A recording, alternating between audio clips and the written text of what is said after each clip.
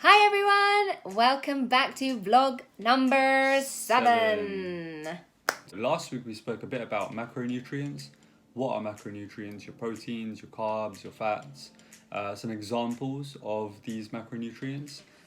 Physical foods that you can actually buy in the supermarket and comfortably know where that fits in with your macronutrients allowance.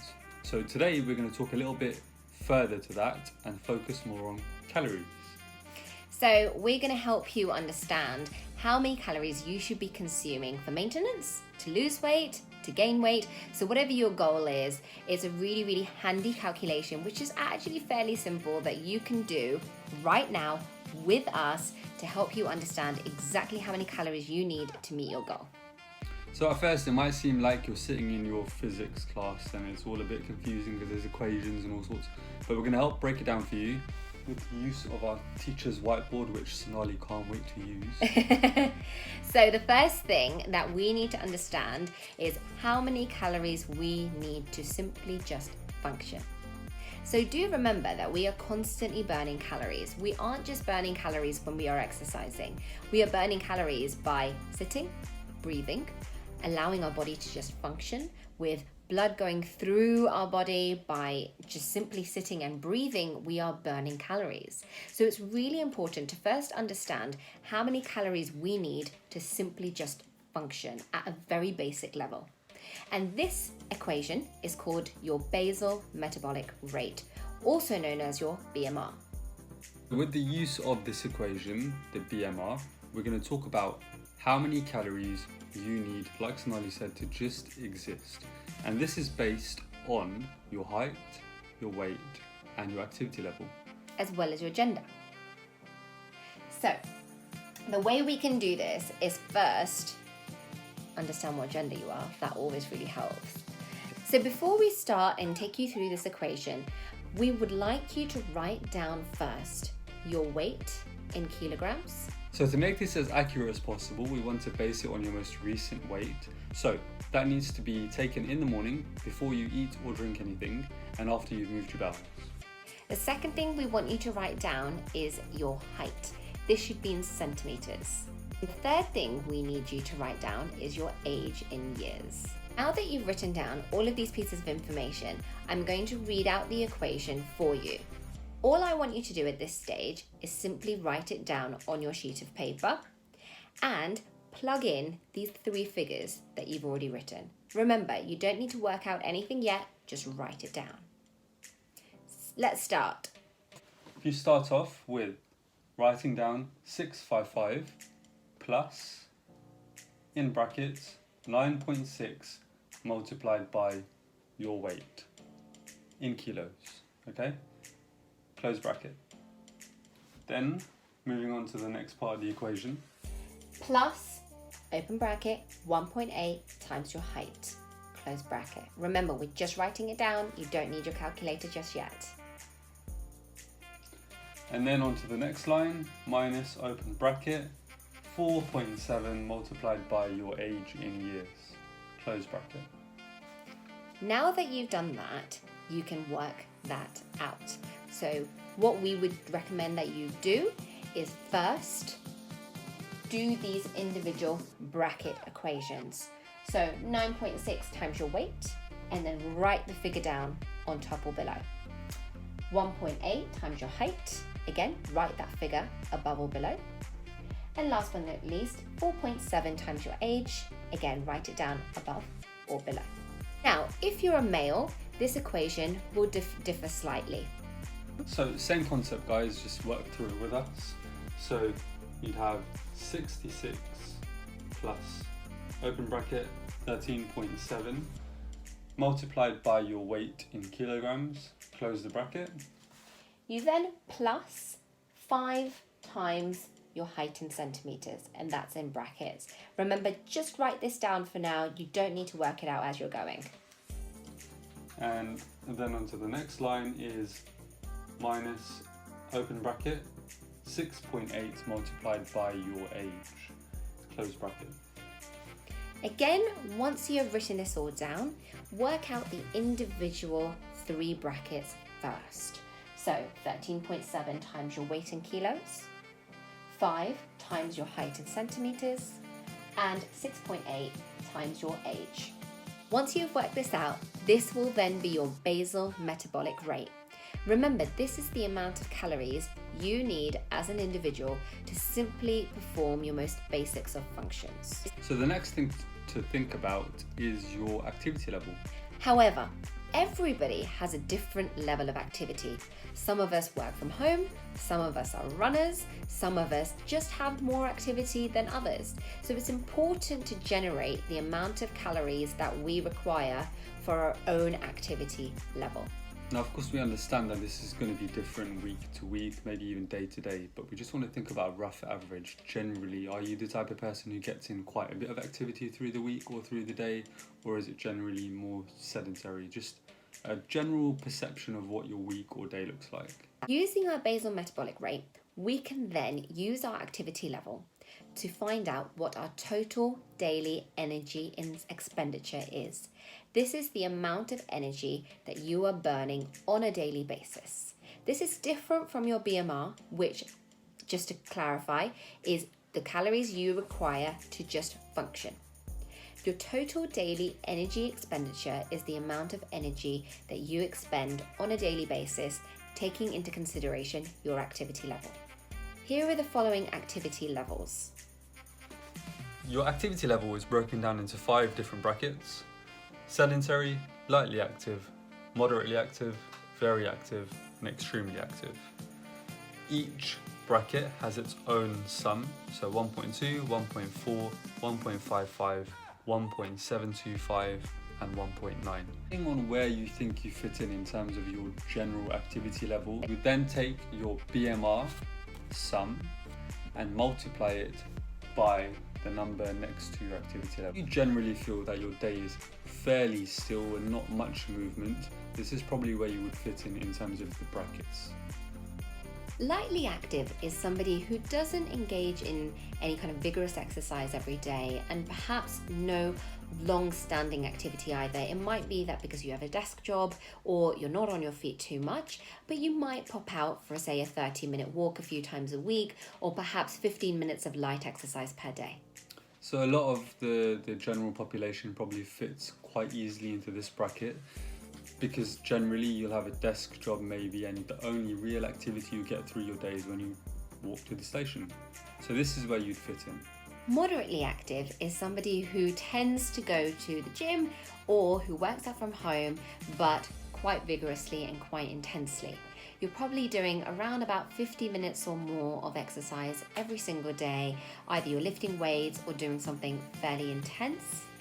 Very active is the next one, which again, you may actually be working out through the week on average of 50, 60 minutes at a time, but actually maybe your job is also very, very active, like a construction worker, police officer, that requires you to walk a lot.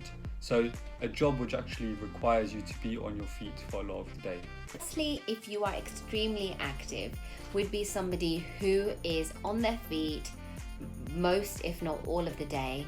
They are also a part of maybe different teams that work or part of the university. And also on top of that, you do a lot of extreme exercises. You could be training for a marathon, or you could be an athlete. So this is somebody who spends the best portion of their day on their feet and extremely active. So now that we hopefully have helped you figure out a little bit more about where you might fit in within these brackets, you could then take the sums that we referred to earlier, such as if, for example, you fit into moderately active, then you'd be 1.55. So you would then take your BMR calculation that we worked out earlier, and you would multiply that by 1.55 to figure out your total daily energy expenditure. Once you've understood your total daily energy expenditure, we can now understand how many calories you truly need to maintain weight. So that is how many calories you would approximately be consuming a day in order for you to not lose weight, not gain weight, but just to stay where you are. So now that we've gone through the entire process, we thought we'd actually work an example out with you. So we have our calculator up and ready. So an example of a gentleman who is 45 years old, whose height is 177 centimeters, so around about 5'10", and whose weight is 90 kilos. This particular gentleman would like to lose weight and he is lightly active. So the first thing we have done is taken the equation to work out his BMR. We've written it all down and we are now going to work out those 3 brackets that we talked about. So first things first, 13.7 times his weight in kilos, which is 90. So 13.7 times 90 is? 1,233. We're now going to do 1.8 times his height in centimeters. So that's 1.8 times 177. 318.6. Lastly, we're going to do 6.8 times his age in years, which is 45. 306. Excellent. So now that we've worked out those 3 brackets, we're going to plug everything into that equation and work it out. So 66 plus 1,233 plus 318.6 minus 306. So the total is 1,311.6. So that means this gentleman's BMR is 1,311.6. We're now going to times that by his activity level. So as mentioned to you before, his activity level is lightly active, which is 1.4. So we're going to times 1,311.6 by 1.4. Which is 1,836.24. This means that in order for this gentleman to maintain weight, his total daily energy expenditure is 1,836.24 calories. We'll just round this down to 1,836. In order for you to lose weight, you need to be in a calorie deficit. You might have heard of this calorie deficit before. This simply means that you need to be consuming fewer calories than you are burning. Now on the flip side, his goal might be to actually gain weight. So if that was the case, you would need to be in a calorie surplus. So you would actually need to be consuming more calories than you are actually burning on a daily basis. So what we would recommend as a first and very, very simple way to do this is take your TDEE, your total daily energy expenditure that we've just worked out together, and minus 500 from that. Therefore, in order for this gentleman to lose weight, he needs to be consuming 1,336 calories. On the flip side, we could have him in a calorie surplus. So we would then actually add 500 calories to his total daily energy expenditure. So that would then mean, rather than consuming 1,836, we would add 500 to that, so he's consuming more calories than he's burning. 2,336 calories. Now, in order for you to understand if this particular calorie goal that you've set yourself is working, you have to be patient and committed. That means you need to make sure that you are tracking your calories on a daily basis, not going off the rails, even by a little bit. You want to make sure that you are being consistent so that you can then, by the end of the week or 2 weeks, understand if this particular calorie goal is working for you. If you are going off the rails every single day, this may not be a great way for you to then tell if these calories are right for you or not. Remember, this equation is very much an estimate. All of our bodies are different. So you might need to adjust this according to various factors, things such as hormones, genetics, stress levels, varying activity levels. So this is why we say it is an estimate.